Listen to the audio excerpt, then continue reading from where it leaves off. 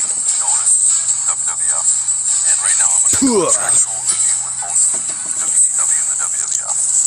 I'm leaning strongly towards going one way. In the end, his excellence spoke volumes.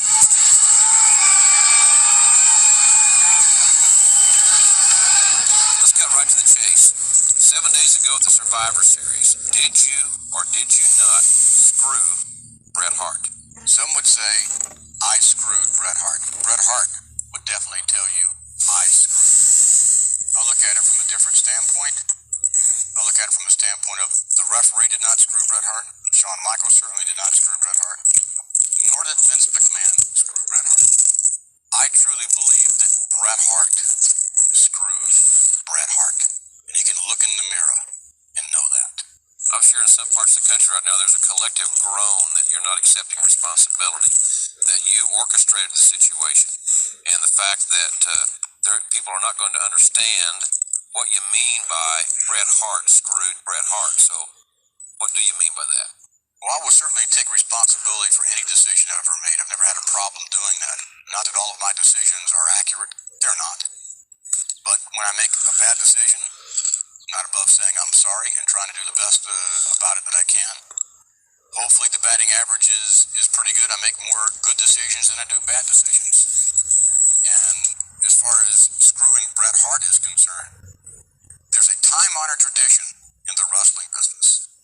If someone is leaving, they show the right amount of respect to the WWF superstars in this case, who helped make you that superstar. You show the proper respect to the organization that helped you become who you are today. It's a time-honored tradition, and Bret Hart didn't want to honor that tradition.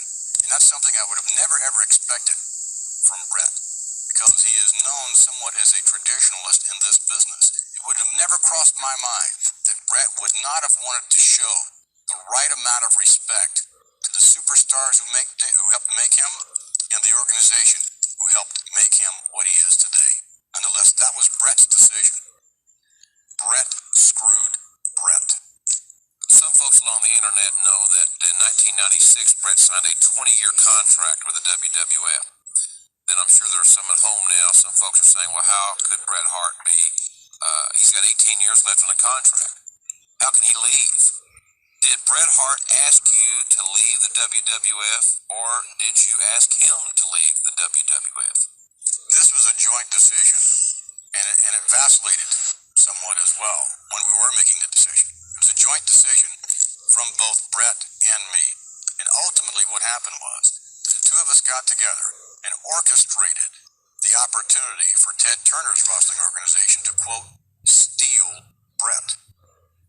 I felt that for business reasons, if Bret Hart and the salary we were paying him was not justified, and Bret felt that for creative reasons, and in fact that he had become sort of second banana in his own mind to Shawn Michaels, who had, quote, stolen his spot. So for financial reasons on my part and creative reasons on Bret Hart's part, the two of us got together and decided, okay, let's do the very best we can for you, Bret. So the two of us orchestrated Bret Hart receiving a 3-year deal in which he is paid $3 million a year, which I believe is the richest deal in all of professional wrestling. And that's working 125 days a year.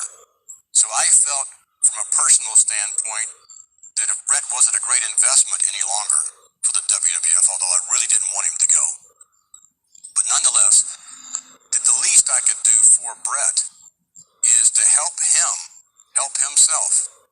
And I told Bret, if in fact you do get this deal from Turner, I'm going to be the very first person personally to congratulate you. And I was.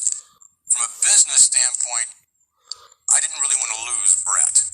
He wasn't paying off from a financial standpoint, but nonetheless, I really didn't want to lose Bret.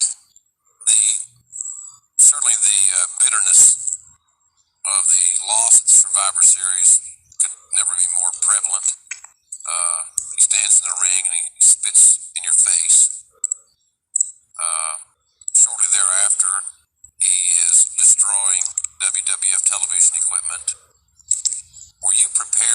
happened after the match? I was disappointed in Brett when he hit me. Very disappointed. I sustained a concussion as a result of it, with vision problems to this day. I'll get over it. And I didn't think it was the right thing to do. Brett seems to be crowing about that, that I've read, where, he feels proud of striking me. And it wasn't a question of a confrontation. Because even at 52 years old, I dare say that perhaps things would have been a little different if there were a confrontation. I allowed Brett to strike me. I had hoped that he wouldn't. I'd hoped that we could sit down and try and work things out as gentlemen. That's what I'd really hoped for. But that's not what happened. Have you considered pressing charges or pursuing legal remedies for that situation in his locker room? I have considered it. I think those options are still available. I'm not pursuing it at the moment. I guess maybe it all depends on Brett as to whether or not I do. If you were only a story writer, and the Survivor Series was the final chapter in the life story of Bret Hart, the WWF years, how would you have preferred to write the final chapter? As a storyteller, I would have hoped that Bret's story would be a dramatic one.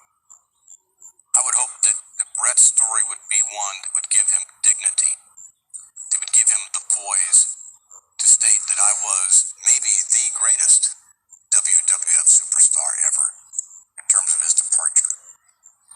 And one way of being able to give back to the company, being able to give back to those individuals, those superstars who helped you achieve the level of success that you have, when you know that you're leaving in a time-honored tradition, might have been, for argument's sake, that after the most grueling match that Bret ever had in his life, that Bret was pinned. But in that small moment of defeat, Bret would have stood straight up and shown the whole world what a true champion, both as a human being and a wrestling persona, he really is. And if I had been Bret, if I were writing the story, I can see Bret, after a 1, 2, 3, simply saying, okay, to his opponent, you got the best of me. I want to congratulate you. I want to stick my hand out and congratulate you. And furthermore, I want everyone in the whole locker room to watch my match so that I can show, for those who follow in my footsteps, the way in a time-honored tradition this is to be done. To show every individual, every secretary, everyone in Titan Sports, the World Wrestling Federation, who counts on me to do the right thing, that I was there, that I was a superstar, maybe the greatest of ever, and I went out the way a true champion would go out. Are you able to step back and objectively look at this thing and evaluate your friend, your perhaps former friend, Bret Hart, the human being, and have sympathy for this man? Sympathy? I have no sympathy for Bret whatsoever. None. I have no sympathy for someone who was supposed to be a wrestling traditionalist